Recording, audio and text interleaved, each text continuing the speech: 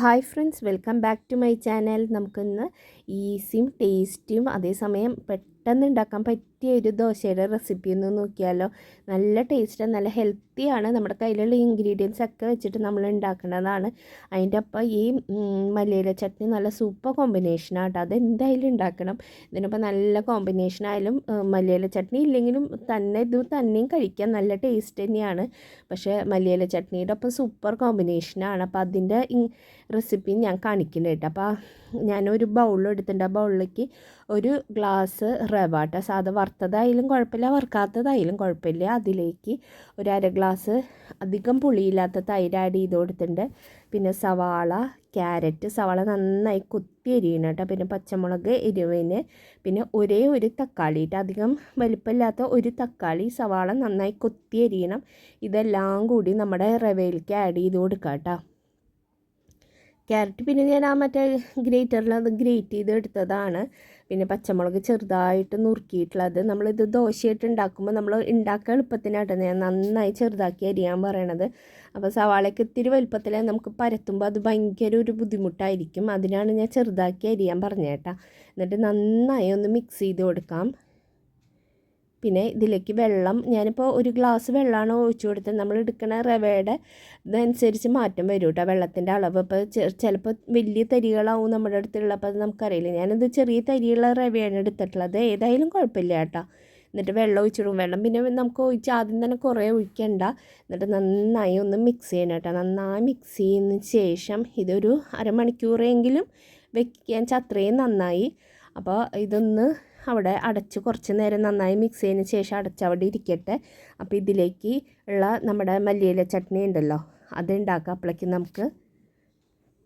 അപ്പോൾ ഞാനൊരു മിക്സിയുടെ ജാർ എടുത്തിട്ടുണ്ട്. ഇതിലേക്ക് 2 പച്ചമുളക്, നല്ല എരിവുള്ള പച്ചമുളകാണ് കേട്ടോ. അപ്പോൾ അളവ് കൂട്ടുക കുറയ്ക്കുകയൊക്കെ ചെയ്യാം.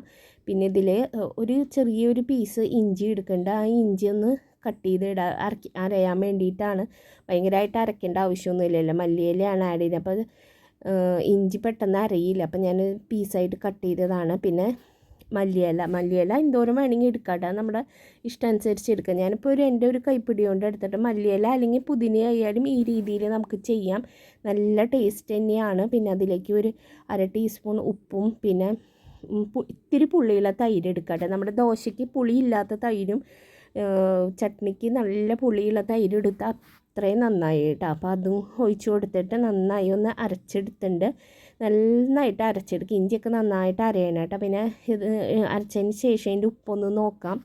ഉപ്പ് കുറവുണ്ടെങ്കിൽ ഉപ്പ് ആഡ് ചെയ്ത് കൊടുക്കണം. പിന്നെ പുളി കുറവുണ്ടെങ്കിൽ തൈര് ആഡ് ചെയ്ത് കൊടുക്കുക. അപ്പോൾ ഇതിൽ ഇത്തിരി ഉപ്പ് കുറവുണ്ട്. അപ്പം ഞാനൊരു 1/2 ടീസ്പൂൺ ഉപ്പും കൂടി ആഡ് ചെയ്ത് കൊടുത്തിട്ട് ഇളക്കുന്നുണ്ട് കേട്ടോ. നമ്മൾ എന്ത് സാധനം ഉണ്ടാക്കുമ്പോൾ പെട്ടെന്ന് തന്നെ ഉപ്പ് കുറേ ഇടേണ്ട ആവശ്യമില്ല.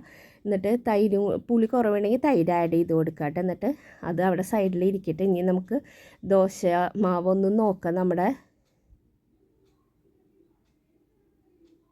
നന്നായി ഒന്ന് ഇളക്കി കൊടുക്കട്ടെ. ഇത് ചെയ്യുമ്പോൾ നമ്മൾ പ്രത്യേകം ശ്രദ്ധിക്കണം, വെള്ളം കൂടാനും പാടില്ല, എന്നാൽ വെള്ളം കുറയാനും പാടില്ല. ആ ഒരു കറക്റ്റായിട്ടുള്ള ഒരു കൺസിസ്റ്റൻസിയിൽ നിൽക്കണം. വെള്ളം അധികം നമ്മുടെ ദോശമാവിൻ്റെ പോലെ വല്ലാണ്ട് ലൂസായിട്ടുള്ള കൺസിസ്റ്റൻസി പാടില്ല. ഇത്തിരി കട്ടിയിലെടുക്കണം കേട്ടോ. അപ്പം ഞാൻ ഉപ്പൊന്ന് നോക്കട്ടെ. ഉപ്പ് നോക്കിയപ്പോൾ ഇത്തിരി കുറവുണ്ടായിരുന്നു. അപ്പം ഞാൻ കുറച്ചും കൂടി ഉപ്പിട്ട് കൊടുക്കുന്നുണ്ട്. എന്നിട്ട് നന്നായി ഒന്ന് ഇളക്കുക കേട്ടോ. നന്നായി ഇളക്കണം. ഉപ്പ് എല്ലാ ഭാഗത്തേക്ക് എത്തണം. അതിന് ശേഷം ഈ ഒരു കൺസിസ്റ്റൻസിയില്ല. അതിന് ശേഷം നമുക്ക് ഞാനിപ്പോൾ ഇവിടെ നോൺ സ്റ്റിക്കിൻ്റെ പാനാണ്. നോൺ സ്റ്റിക്ക് അല്ലെങ്കിൽ നമ്മൾ ഏത് ദോശ ഉണ്ടാക്കുന്ന പാൻ എന്ന് വെച്ച് കഴിഞ്ഞാൽ അത് വെച്ച് കൊടുക്കുക. അതിന് ശേഷം ഒന്ന് ചൂടായി വരുമ്പോൾ ഇത്തിരി വെളിച്ചെണ്ണ കേട്ടോ. വെളിച്ചെണ്ണയാണ് ഒഴിച്ച് കൊടുക്കണത്. കുറച്ച് ഒഴിച്ചാൽ മതി. എന്നിട്ട് നന്നായിട്ട് എല്ലാ ഭാഗത്തും നോൺ സ്റ്റിക്ക് ആകുമ്പോൾ അവിടെ ഇവിടെയൊക്കെ പോയി കിടക്കും. ഒന്ന് സ്പ്രെഡ് ചെയ്തതിന് ശേഷം നമ്മുടെ ദോശ കൂട്ടുണ്ടല്ലോ അത് ഒഴിച്ച് കൊടുക്കുക. എന്നിട്ട് ഇങ്ങനെ ഒന്ന് പതുക്കെ ഒന്ന് പരത്തി കൊടുക്കാം. ഈ സമയത്ത് നമ്മൾ സവാളയും ക്യാരറ്റൊക്കെ ഭയങ്കര വലിയ പീസായി കട്ട് ചെയ്ത് ഇടുകയെന്ന് വെച്ചാൽ നമുക്ക് ഉണ്ടാക്കാൻ ഇത്തിരി പാടായിരിക്കും. അത് ഞാൻ പറഞ്ഞ നല്ല ചെറുതാക്കി ഒന്ന് കട്ട് ചെയ്ത് സുഖമായിട്ട് ഇങ്ങനെ പരത്താം. പിന്നെ ഒരു ഭാഗം ആയി കഴിയുമ്പോൾ നമുക്കൊന്ന് മറിച്ചിടുക. ഒരു ഭാഗം എന്തായാലും ആവണം കേട്ടോ, അല്ലെങ്കിൽ ഇത് പൊട്ടിപ്പോവും. അപ്പോൾ അത് പ്രത്യേകം ശ്രദ്ധിക്കുക. വേണമെങ്കിൽ ഒന്ന് അടച്ച് വെച്ചിട്ടായാലും വേവിച്ചെടുക്കുക കേട്ടോ. എന്നിട്ട് ആ വെളിച്ചെണ്ണ എല്ലായിടത്തേക്കും ആവാൻ വേണ്ടിയിട്ട് ഇങ്ങനെ ഒന്ന് പരത്തി കൊടുക്കുന്നുണ്ട്. അതിന് ശേഷം ഒരു ഭാഗം ആകുമ്പോൾ നമുക്ക് എടുക്കാം. നല്ല ടേസ്റ്റാണ് കേട്ടോ. അത് ഞാൻ പറഞ്ഞ ഹെൽത്തിയാണ്. രാവിലെയൊക്കെ പെട്ടെന്ന് ഉണ്ടാക്കാൻ പറ്റില്ല. എന്താ പറയുക, കഷ്ണം ഇതൊക്കെ ഒന്ന് നുറുക്കേണ്ട ഒരു താമസം മതി ഉള്ളൂ. ഇപ്പം നമ്മൾ ദോശമാവൊന്നും ഇല്ല, എന്താ രാവിലെ ഉണ്ടാക്കാമെന്ന് വിചാരിച്ചിരിക്കുമ്പോഴൊക്കെ ഉണ്ടാക്കാൻ പറ്റിയ ഒരു ദോശയാണ്. പിള്ളേർക്കൊക്കെ ഇവിടെ ഇഷ്ടം കേട്ടോ. ആ മല്ലിയില ചട്നി ഉള്ള കാരണം ഇവിടെ എല്ലാവർക്കും ഭയങ്കര ഇഷ്ടമായി. അപ്പോൾ ഞാനിപ്പോൾ ഇത് ഇടയ്ക്ക് ഉണ്ടാക്കും. ഇതൊക്കെ ഇപ്പോൾ ഇതിലുള്ള യൂസ് ചെയ്തിട്ടുള്ള ഇൻഗ്രീഡിയൻസ് മുഴുവൻ നമ്മുടെ കയ്യിലൊക്കെ ഉള്ളതാണ്. ഇപ്പോൾ ക്യാരറ്റ് ഇല്ലെങ്കിലും അത് ഇട്ടില്ലെങ്കിലും കുഴപ്പമൊന്നുമില്ല, സവാള മാത്രമായാലും മതി. ബാക്കിയുള്ളത് സവാള, തക്കാളി, പച്ചമുളക് എന്തായാലും നമ്മുടെ വീടുകളിൽ ഉണ്ടാവും. അപ്പോൾ അടച്ച് വെച്ചൊന്ന് വേവിച്ചെടുക്കുന്നുണ്ട് കേട്ടോ. അപ്പം നമ്മുടെ ദോശ ഇവിടെ റെഡി ആയിട്ടുണ്ട്. അപ്പോൾ എന്തായാലും എല്ലാവരും ഒന്ന് ഉണ്ടാക്കി നോക്കണം കേട്ടോ, എന്നാലേ ഇത് മനസ്സിലാവുള്ളൂ, പറഞ്ഞാൽ മനസ്സിലാവില്ല. നമ്മുടെ എന്താ പറയുക, മല്ലിയില ചട്നി, മല്ലിയിലയുടെ പകരം പുതിനയില എടുക്കാം. അപ്പോൾ ഒന്ന് ഉണ്ടാക്കി നോക്കുക. വീഡിയോ ഇഷ്ടമായെങ്കിൽ ലൈക്ക് ചെയ്യാനും ഷെയർ ചെയ്യാനും സബ്സ്ക്രൈബ് ചെയ്യാനൊന്നും ആരും മറക്കരുത്. അപ്പോൾ thank you friends for watching. അടുത്തൊരു വീഡിയോ ആയിട്ട് വീണ്ടും കാണാം കേട്ടോ.